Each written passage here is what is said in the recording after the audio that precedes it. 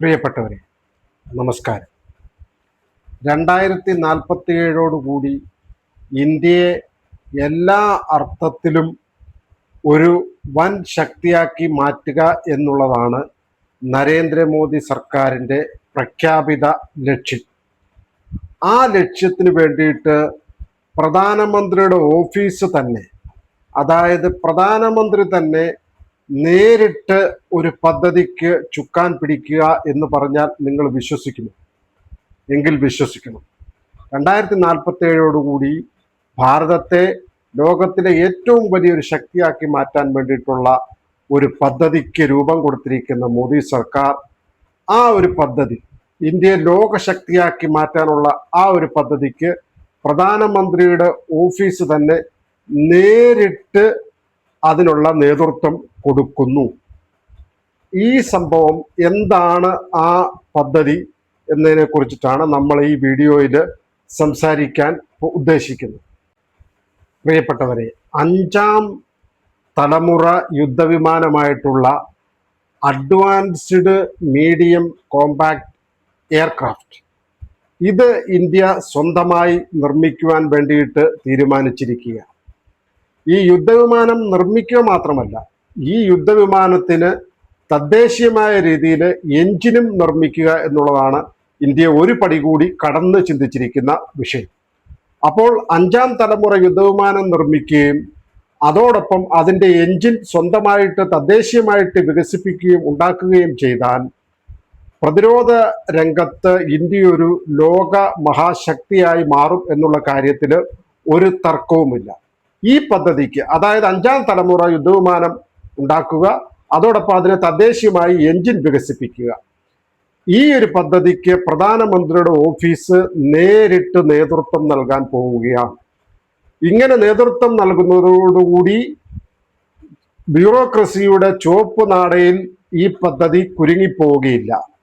അതേപോലെ തന്നെ കൃത്യമായിട്ട് ഈ പദ്ധതിക്ക് ആവശ്യമായിട്ടുള്ള ഫണ്ട്, പണം കൃത്യമായ ഇടവേളയിൽ കൃത്യസമയത്ത് ലഭിക്കുകയും ചെയ്യും. അങ്ങനെ വരുന്ന സമയത്ത് തദ്ദേശീയമായിട്ടുള്ള എഞ്ചിൻ നിർമ്മിക്കുക, അതോടൊപ്പം തന്നെ 5ാം തലമുറ യുദ്ധവിമാനം നിർമ്മിക്കുക എന്നുള്ള ഇന്ത്യയുടെ സ്വപ്നം പൂവണിയും. അതുവഴി ഇന്ത്യ പ്രതിരോധ രംഗത്ത് ഒരു ലോക മഹാശക്തിയായി മാറും. ഇതിനാണ് പ്രധാനമന്ത്രിയുടെ ഓഫീസ് നേരിട്ട് ചുക്കാൻ പിടിക്കാൻ പോകുന്നത്. ഇന്ത്യ സ്വന്തമായിട്ട് ഒരു എഞ്ചിൻ, യുദ്ധവിമാനത്തിനൊരു എഞ്ചിൻ നിർമ്മിക്കുക എന്നുള്ളത് ഇന്ത്യയുടെ 46 വർഷത്തെ സ്വപ്നമാണ്. കാവേരി ജെറ്റ് എഞ്ചിൻ എന്ന പേരിൽ ഇന്ത്യ ഒരു എഞ്ചിൻ ഒക്കെ വികസിപ്പിക്കാൻ വേണ്ടിയിട്ടുള്ള ശ്രമം കഴിഞ്ഞ എത്രയോ വർഷങ്ങളായിട്ട്, ഏതാണ്ട് 46 വർഷമായിട്ട് ഇന്ത്യ നടത്തിക്കൊണ്ടിരിക്കുകയാണ്. അത് ഇതുവരെ പൂർത്തീകരിക്കാൻ വേണ്ടിയിട്ട് സാധിച്ചിട്ടില്ല. കഴിഞ്ഞ ഓപ്പറേഷൻ സിന്ദൂറിൻ്റെ ഒക്കെ സമയത്ത് ഈ സ്വന്തമായിട്ടുള്ള യുദ്ധവിമാനത്തിനുള്ള എഞ്ചിൻ നിർമ്മിക്കണമെന്നുള്ള ആവശ്യം വലിയ തോതിൽ ഉയർന്നു വന്നിരുന്നു. ആ സമയത്ത് സോഷ്യൽ മീഡിയയിലൊക്കെ തന്നെ ഈ കാവേരി എഞ്ചിൻ അത് നിർമ്മിക്കണമെന്നുള്ള രീതിയിലുള്ള ചില വാക്കുകളൊക്കെ വളരെ ട്രെൻഡിങ് ആയിട്ട് തന്നെ വരികയുണ്ടായി. അതിൻ്റെ അടിസ്ഥാനത്തിൽ ഇന്ത്യയുടെ ഒരു ചിരകാല സ്വപ്നമാണ് സ്വന്തമായിട്ട് യുദ്ധവിമാനങ്ങൾക്ക് എഞ്ചിൻ ഉണ്ടാക്കുക എന്നുള്ളത്.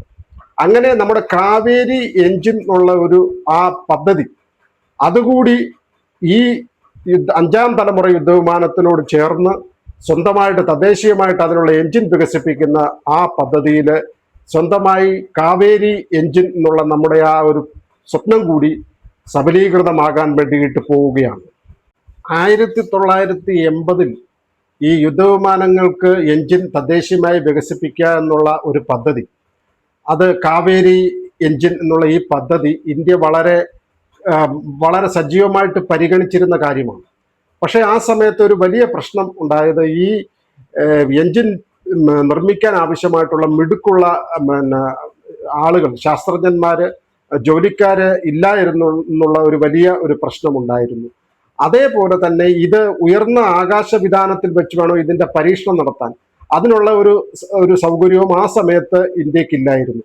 മാത്രമല്ല 80 ഇന്ത്യ ആണവവിസ്ഫോടനം നടത്തിയ സമയത്ത് ഈ എഞ്ചിൻ ആവശ്യമായിട്ടുള്ള ക്രിസ്റ്റൽ ബ്ലേഡ് അത് അമേരിക്കയിൽ നിന്ന് ഇറക്കുമതി ചെയ്യണമായിരുന്നു. പക്ഷെ അമേരിക്ക ആ സമയത്ത് ഇന്ത്യ ആണവവിസ്ഫോടനമൊക്കെ നടത്തിയ സമയത്ത് ഇന്ത്യക്ക് മേൽ ഉപരോധം കൊണ്ടുവന്ന സമയത്ത് ഇത് ഇറക്കാനും, ഈ ക്രിസ്റ്റൽ ബ്ലേഡുകൾ ഇറക്കാനും സാധിച്ചില്ല. അങ്ങനെ ഒരു 1980 നമ്മൾ മുന്നോട്ട് വെച്ച ഒരു വളരെ സജീവമായി പരിഗണിച്ചിരുന്ന ഈ കാവേരി എഞ്ചിൻ എന്നുള്ള ആ ഒരു സംരംഭം ഇങ്ങനെ പല കാരണങ്ങളാൽ ആ സമയത്ത് പിന്നെ അത് നിന്നു പോവുകയാണ് ഉണ്ടായത്. ഓപ്പറേഷൻ സിന്ദൂറിന് ശേഷം ഈ നിന്നുപോയ കാവേരി എഞ്ചിൻ നിർമ്മിക്കാൻ വേണ്ടിയിട്ടുള്ള ഒരു പരിശ്രമം ഇന്ത്യ നടത്തി, പ്രതിരോധ മന്ത്രി രാജ്നാഥ് സിംഗിന്റെ നേതൃത്വത്തിൽ.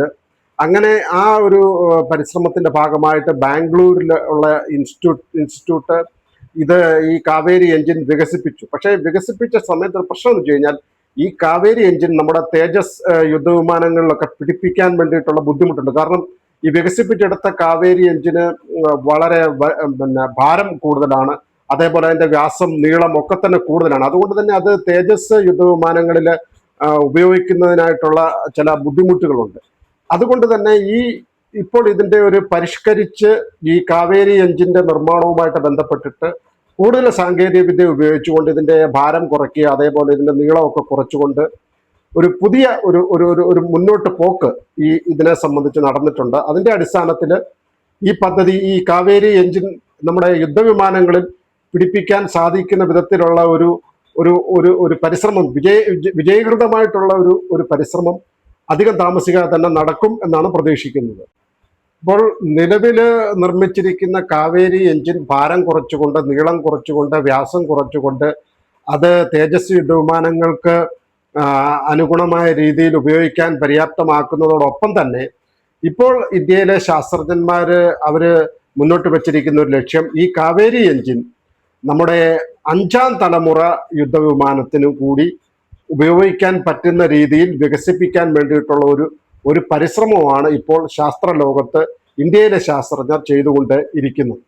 ഇന്ത്യയുടെ മറ്റൊരു പരിശ്രമം നടക്കുന്നത് റഫേൽ യുദ്ധവിമാനത്തെ കുതിപ്പിക്കുന്ന സഫ്രാൻ കമ്പനി, ഈ ഫ്രഞ്ച് കമ്പനിയായിട്ടുള്ള സഫ്രാൻ, ആ സഫ്രാനുമായിട്ട് ചേർന്ന് സംയുക്തമായിട്ട് ഒരു ടർബോ എഞ്ചിൻ വികസിപ്പിച്ചെടുക്കാൻ വേണ്ടിയിട്ടുള്ള ഒരു പരിശ്രമം കൂടി ഇന്ത്യ നടത്തുന്നുണ്ട്. അത് വിജയിച്ചു കഴിഞ്ഞാൽ അതിനെ പറ്റിയിട്ടുള്ള കൃത്യമായിട്ടുള്ള ധാരണാപത്രത്തിനൊന്നും നിലവിൽ ഒപ്പുവെച്ചിട്ടില്ല, പക്ഷേ ചർച്ചകൾ നടന്നുകൊണ്ടിരിക്കുന്നു.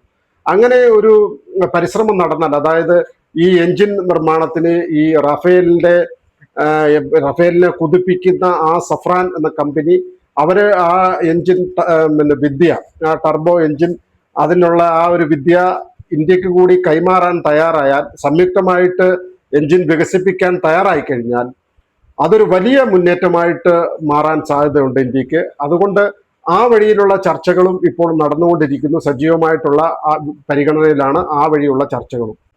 അതുപോലെ തന്നെ സ്വകാര്യ കമ്പനികളുമായിട്ട് ചേർന്നിട്ട് ഈ ടർബോ എഞ്ചിൻ വികസിപ്പിക്കാൻ വേണ്ടിയിട്ടുള്ള ഒരു പരിശ്രമം ഇന്ത്യ നടത്തുന്നുണ്ട്. അത് പറയാൻ കാരണം റിലയൻസും അതേപോലെ തന്നെ റോൾസ് റോയ്സുമായിട്ട് ചേർന്നിട്ട് ഇന്ത്യ ഈ ടർബോ എഞ്ചിൻ വികസിപ്പിക്കാൻ വേണ്ടിയിട്ടുള്ള ഒരു പരിശ്രമം നടക്കുന്നു.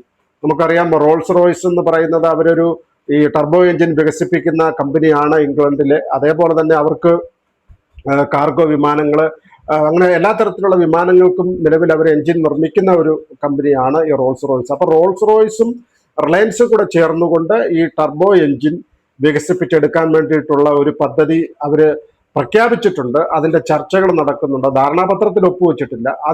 ആ ഒരു വഴിക്കുള്ള പരിശ്രമം കൂടി ഇന്ത്യ നടത്തിക്കൊണ്ടിരിക്കുന്നു.